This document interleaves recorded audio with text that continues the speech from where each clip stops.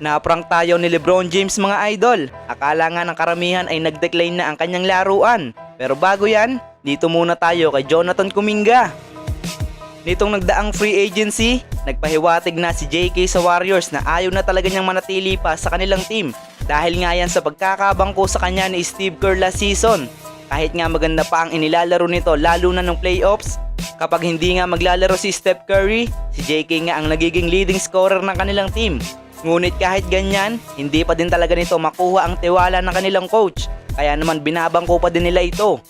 Nang magsimula na nga ang free agency, maliwanag na nga ayaw na nga nito sa Golden State Warriors. Hindi lang ito makaalis dahil restricted free agent nga ito.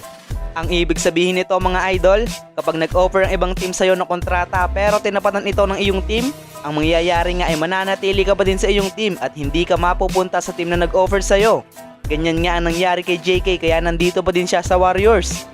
Bago siya mag-resign sa Golden State, binigyan ito ng assurance sa kanilang team na magiging bahagi siya ng kanilang starting five. Ngunit ang makalipas nga ang 2 buwan ng regular season, ngayon nga ay balik second unit na si Kuminga. At ang pinakamalala pa dito ay hindi siya pinaglalaro ni Steve Kerr kahit wala naman itong injury. 3 magkakasunod na nga itong hindi pinaglalaro ni Steve Kerr sa kanilang rotation. Kaya naman asahan na nga natin na malilipat na ng team si Kuminga bago matapos ang trade deadline sa February. Ano ba ang masasabi nyo dito mga idol? Habang tumungo naman tayo kay LeBron James, sa pagbabalik nga nito sa LA Lakers ngayong season, hindi nga ganito yung inaasahan sa kanya ng mga Lakers fans. Dahil hindi nga ito gaanong gumagawa ng puntos, parang 5 laro siya na under 18 points lang ang kanyang ginagawa. Kaya naman sinasabi ng iba ay lumalaos na daw ito.